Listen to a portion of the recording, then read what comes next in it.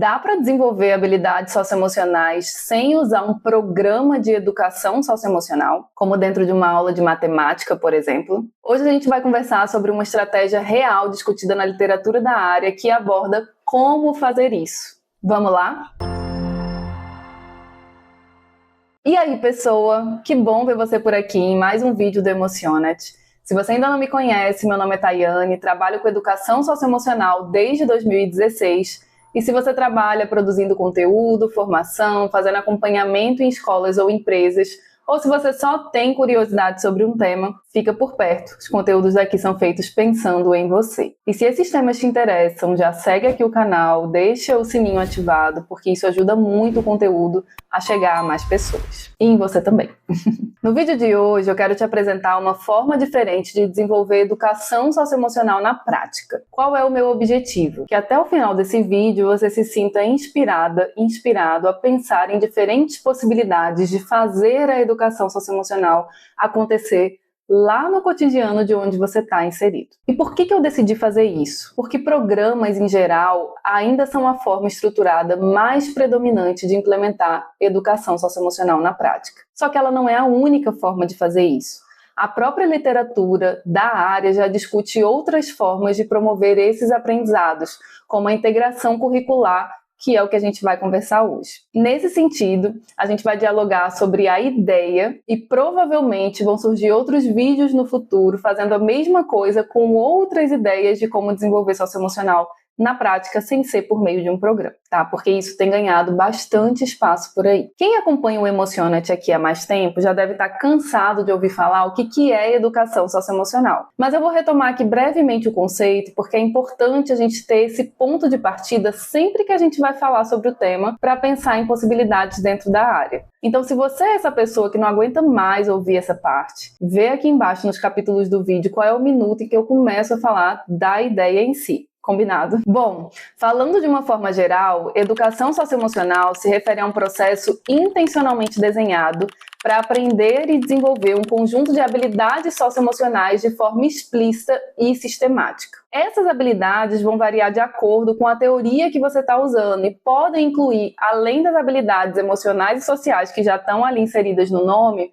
também atitudes, comportamentos e, dependendo da sua abordagem, até mesmo valores que auxiliam no desenvolvimento de pessoas em diferentes contextos, seja na escola, seja no trabalho ou na sua vida de uma maneira geral. O que eu preciso que você foque aqui nesse vídeo é que a educação socioemocional é um processo intencional, desenhado para o desenvolvimento de habilidades socioemocionais específicas ou de conhecimentos específicos relacionados a habilidades socioemocionais. Embora esse processo precise de uma estrutura e de alguns pré-requisitos, porque a gente está falando aqui de um processo sistematizado e fundamentado, ele não precisa ser necessariamente um programa de socioemocional, como é mais conhecido aqui no Brasil. Um programa tradicional de educação socioemocional, geralmente, ele tem uma estrutura muito típica e normalmente rígida.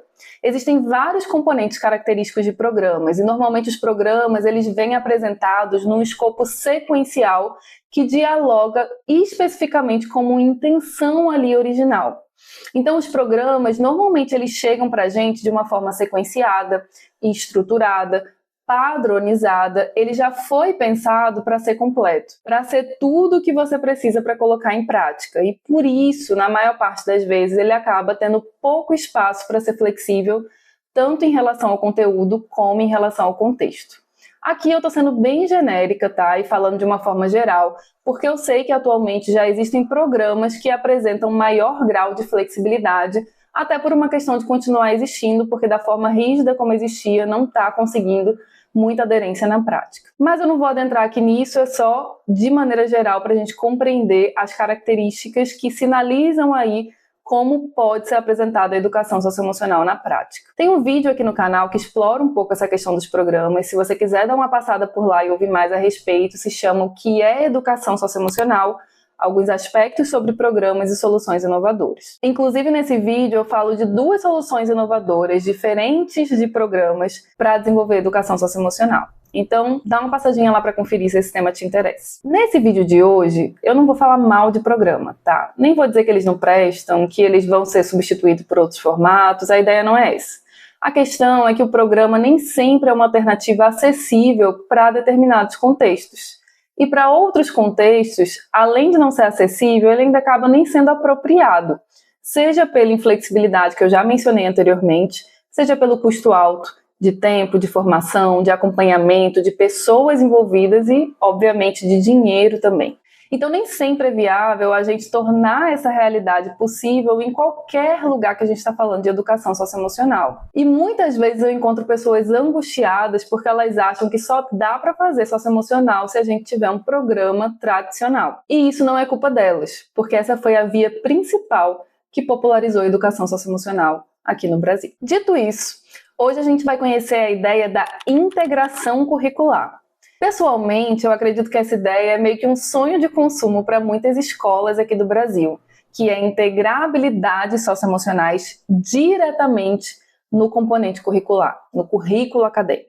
Recentemente, eu li um artigo no Handbook of Social and Emotional Learning que falava justamente de oportunidades de sinergia entre a educação socioemocional e matemática e ciências. Então, em vez de criar uma aula separada para abordar aspectos de socioemocional, que a gente já conhece bastante esse formato, alguns pesquisadores têm defendido que essas habilidades podem ser desenvolvidas nas próprias disciplinas, como, por exemplo, matemática e ciências, no caso desse capítulo específico que eu estou me referindo. Aí você pode falar: mas eu sempre falei que o ideal era fazer isso, eu sempre pensei dessa forma. E tudo bem você ter pensado dessa forma, mas ainda é um desafio para a gente pensar em como fazer essa forma acontecer na prática, considerando que a gente está falando sobre intencionalidade pedagógica e também fundamentação. Esse é um desafio que não pode ser ignorado e que muitas vezes torna esse processo não muito simples como ele parece. Então, como é que a gente poderia integrar intencionalmente habilidades socioemocionais nos próprios conteúdos curriculares? O ponto de partida para esses autores é começar a se perguntar antes de qualquer coisa, seja de cada aula ou seja de cada tema principal que você vai abordar naquela aula ou naquela sequência de aula,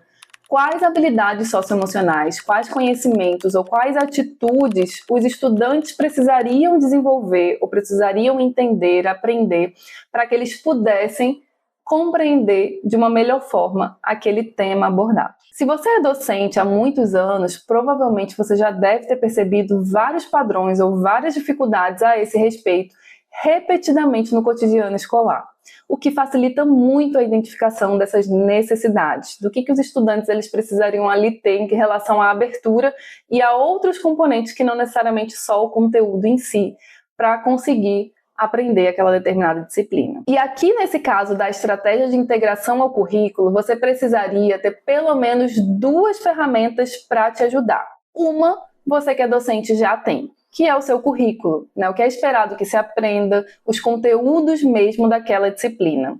E a outra ferramenta que você vai unir com ela é uma abordagem, uma teoria, um aporte teórico, uma fundamentação das habilidades socioemocionais que podem te servir de referência para fazer aquela junção. Porque aí você tem de um lado os conceitos, os conteúdos a serem aprendidos que já são da sua expertise, e do outro lado você vai ter uma teoria que te ajude, que te dê apoio para poder fundamentar as suas ideias do que poderia ser integrado nesse contexto. O foco da integração curricular é partir dessa reflexão e dessas duas ferramentas, a gente vai juntar elas para começar a pensar em momentos intencionais conectados com os conteúdos das aulas. Eu vou ver se coloco aqui na tela a tradução de alguns exemplos de integração dessas habilidades apresentada pelos autores do capítulo lá do Handbook.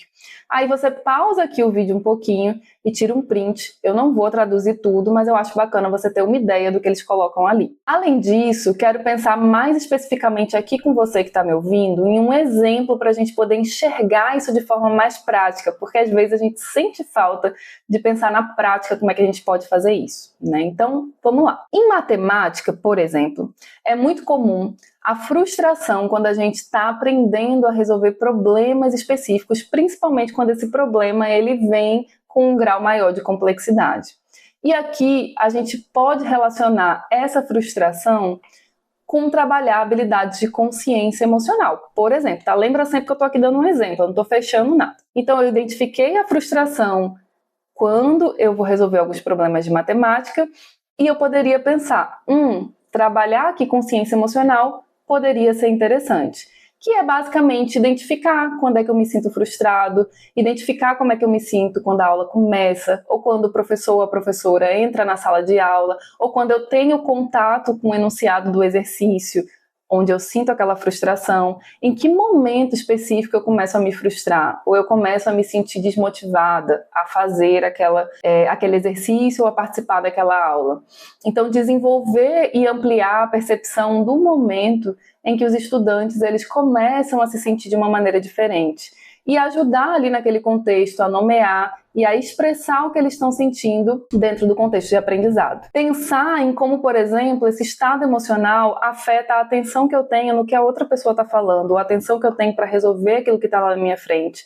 Pensar em como o meu estado emocional afeta o meu engajamento naquela disciplina. Tudo isso pode ser olhado numa perspectiva de ampliação de consciência emocional, que é uma habilidade muito específica.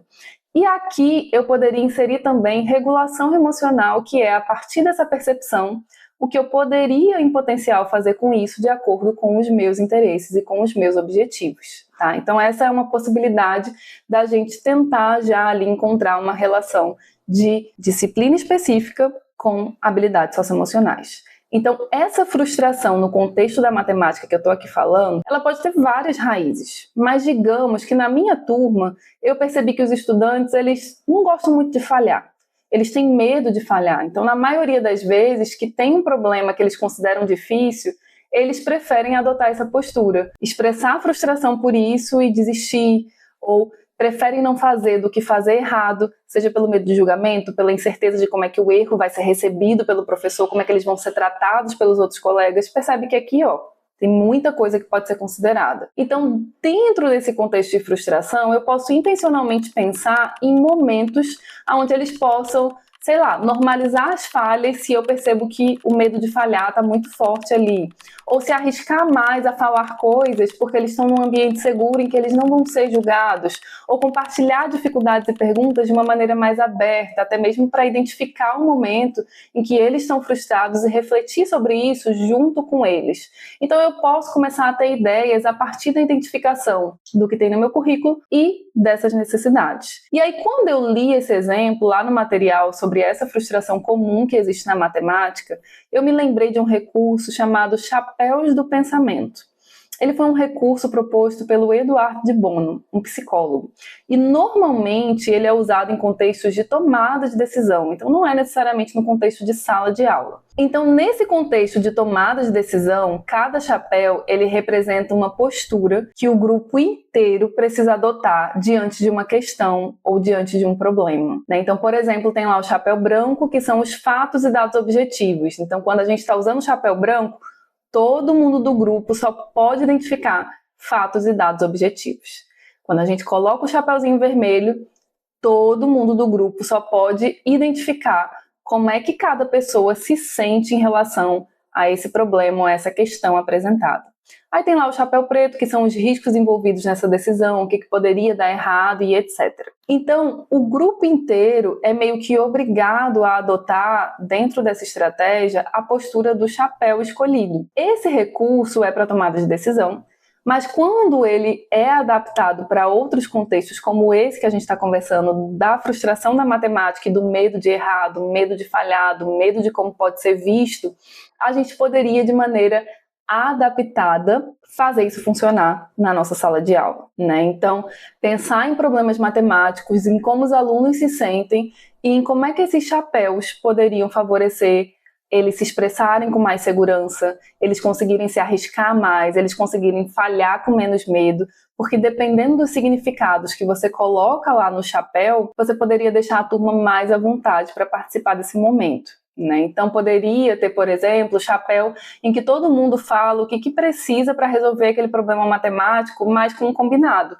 Ninguém pode julgar, ninguém pode rir do colega, ninguém pode fazer piada, isso é um combinado coletivo, todo mundo tem que entrar na dinâmica daquele chapéu específico. Um outro chapéu poderia ser usado para que a gente pudesse encontrar a solução mais criativa possível para resolver aqueles problemas. Então, que caminhos você usaria para resolver isso daqui? Então, a criatividade estaria contando para que a gente pudesse conversar sobre diferentes maneiras e diferentes formas de olhar para o mesmo problema. Outro que eles poderiam falar é como é que eles se sentem quando eles leem aquele problema específico. E aqui poderia ser bem valioso, porque você, inclusive, enquanto docente, poderia oferecer opções que te ajudassem a entender como é que eles estão percebendo. Então, como eles se sentem, não precisaria estar aqui no campo da emoção, mas você poderia colocar opções, quando eu leio esse problema, eu me sinto confusa, porque eu não estou entendendo muito bem o que eles estão pedindo. Ou eu estou confiante, porque eu já entendi o que é e é um grau ok de dificuldade para mim. Ou eu tenho medo de errar, por isso que eu nem quero resolver esse problema. Ou eu estou com dúvidas, porque eu não entendi bem o que está sendo requisitado. Então você pode usar o chapéu vermelho na sua realidade meio que como um termômetro para você saber como é que aquele exercício ele foi recebido por aqueles estudantes. E aí, a partir dessas estratégias, você pode ir desenvolvendo essas competências escolhidas, que no caso que a gente está falando aqui, seria de consciência emocional. Então, todas as suas ações e todas as suas estratégias, pensar os chapéus, cada significado poderia estar voltado para ajudar os estudantes a nomear o que eles sentem, por exemplo, né, a poder expressar aquilo que eles sentem em um ambiente mais seguro, fazer combinados que facilitassem um ambiente, um contexto onde eles se sentissem mais à vontade para poder usar a criatividade, para poder não serem julgados pelos outros colegas, ou para poder até mesmo expressar coisas básicas que eles ainda não sabem, né, e onde o erro ali não é visto como um problema. Então a gente poderia explorar isso de diferentes formas. Percebe que aqui nesse exemplo eu tenho de um lado o currículo específico, aquilo que eu identifico que quase toda vez que eu vou trabalhar isso na minha turma, existe ali uma frustração e uma desistência por parte dos estudantes. Do outro lado, eu tenho uma fundamentação sobre uma habilidade emocional específica que eu gostaria de trabalhar, que nesse caso aqui é a consciência emocional, e aí na junção de um e de outro, eu vou pensar estratégias que possam me ajudar a conectar essa dificuldade com essa habilidade que eu gostaria de desenvolver. E aqui nesse caso, o conteúdo que normalmente gera frustração está de um lado, o intuito de ajudar o estudante a identificar e nomear como é que eles se percebem e se sentem em relação a esses conteúdos está do outro, e o chapéu do pensamento está ali como um recurso pedagógico mesmo, meio que me ajudando a fazer isso na prática, ampliar essa consciência voltada para um problema específico. O propósito aqui é que, identificando a necessidade, eu compreenda que tipo de habilidades ou de atitudes poderiam me ajudar a lidar com essa situação. E a partir desse casadinho, eu recorro a alguma estratégia que tenha fundamentação em estudos já existentes em contextos de preferência educacionais. Lembrando que, para ser considerada educação socioemocional, por isso que eu falei lá no começo a definição, a gente está sempre partindo dela, precisa ser um processo intencional, recorrente e fundamentado em literatura já existente, tá? Isso não é um detalhe, isso é um eixo central. Além disso, os autores eles trazem algumas pesquisas que já estão sendo relacionadas a esses aspectos, né? Alguns exemplos que eu acho legal compartilhar, eles apontam estudos que falam que a escrita expressiva, que é basicamente escrever sobre a gente mesmo, né, sobre as nossas próprias experiências pessoais. Então eles colocam que a escrita expressiva pode reduzir a ansiedade relacionada ao desempenho matemático. Né, para quem sente ansiedade nesse contexto, usar essa estratégia de escrever expressivamente sobre a própria vida, sobre a própria experiência, sobre como se sente, poderia, em potencial, ajudar esses estudantes a se sentirem menos ansiosos. Eles também apresentam lá nesse capítulo que estratégias simples, como, por exemplo, ler a prova toda antes de começar a responder as questões, pode melhorar o desempenho de uma pessoa naquela prova. Possivelmente porque diminui o grau de incerteza e aumenta a percepção de que você já sabe ali mais ou menos o que esperar. Então já existem algumas ideias de estratégias que podem ser inseridas no cotidiano das aulas de uma forma integrada diretamente. Em relação às ciências, a lógica é basicamente a mesma. Mas fica aqui uma inspiração para o futuro de um exemplo que eles deram que eu achei bem interessante. Foi um instituto que criou um currículo já inserindo nos conteúdos formais desse currículo algumas habilidades socioemocionais. Então, além dos conteúdos de ciências que já estavam ali para serem aprendidos gradativamente, tinham dentro desses conteúdos formais habilidades como comunicação respeitosa, tomada de decisão e regulação emocional. Isso já estava previsto no currículo de conteúdos específicos. Isso é bem bacana, né? Mas para cá isso precisaria ser muito a longo prazo e muito bem pensado, porque a gente também precisa desenvolver o conhecimento relacionado a essas habilidades específicas. Bom, e quais são os desafios de adotar esse formato de integrar componentes socioemocionais diretamente nos componentes curriculares? Ao meu ver, o principal desafio é como é que a gente assegura o desenvolvimento de habilidades socioemocionais integradas ao currículo e ao cotidiano, mas de acordo com a literatura produzida na área. Porque ignorar isso pode potencialmente criar muitos problemas significativos. Por exemplo, eu posso identificar na minha turma que existe uma questão com dificuldade de regulação emocional.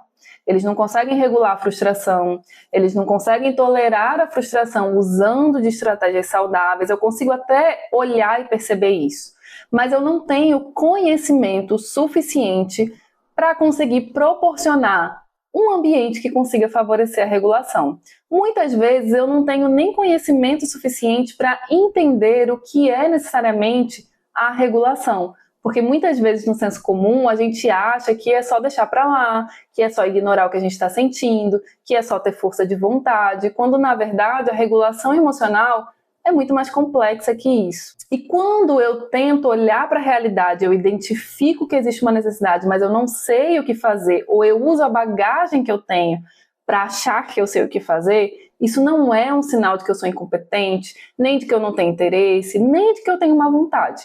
Isso simplesmente significa que eu nunca estudei sobre isso, eu nunca li a respeito, eu nunca me desenvolvi nesse aspecto, entende? E pode ser até que eu acredite que com a minha experiência pessoal, eu tenho uma excelente estratégia para compartilhar com a turma, uma estratégia maravilhosa de regulação emocional que funciona na minha vida.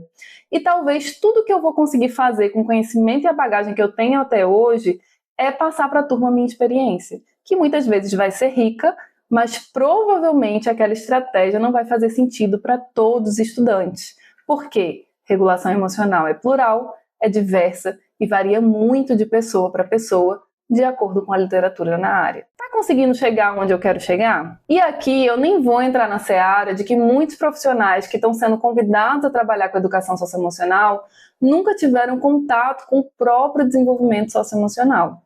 Aqui, o que eu estou chamando de regulação nesse exemplo pode soar super abstrato para algumas pessoas.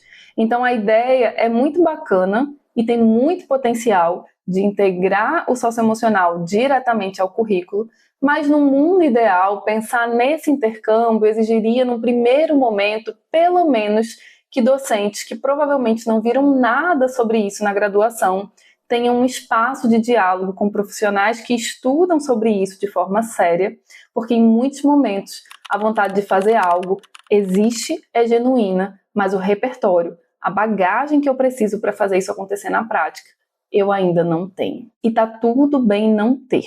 Mas quando a gente pensa em integrar uma coisa com a outra, a gente precisa ir criando de alguma forma esse repertório e essa bagagem. Esse cuidado é muito importante para a gente não cair para fora da intencionalidade e da fundamentação, que são princípios norteadores da educação socioemocional. Porque o aprendizado socioemocional, ele também exige que a gente construa esse terreno a partir de conhecimentos que já são consolidados. Da mesma forma que quando a gente vai se preparar para ensinar o currículo formal daquilo que a gente estudou lá na licenciatura, com o socioemocional é um pouco parecido. A gente precisa também se preparar para isso de alguma forma. Eu preciso sentar, eu preciso ler o que existe e eu preciso basear a minha mediação no socioemocional, não só na minha experiência, mas na literatura que já existe na área daquilo que eu estou me propondo trabalhar. E é por isso que eu defendo muito e sempre o cuidado ao professor. E que antes de qualquer coisa, ele seja olhado enquanto pessoa e apoiado no seu próprio desenvolvimento socioemocional. Porque quando ele tem esse aspecto nele, em andamento, não é nem consolidado, é sendo desenvolvido. Isso já vai ampliar demais o olhar dele para o outro. Faz sentido? Espero que a ideia socializada hoje aqui nesse vídeo te inspire por aí. Quero trazer outros formatos também de educação socioemocional na prática no futuro. Se esse vídeo fez sentido, curte aqui embaixo, compartilha com aquela pessoa que precisa saber também dessa ideia, se inscreve aqui no canal, isso ajuda demais o conteúdo a chegar em outras pessoas. E não deixa de comentar aqui embaixo se você tem outras ideias ou outras dúvidas também de como promover essa integração entre o currículo e socioemocional nesse formato. Muito obrigada a você que chegou até aqui e até a próxima!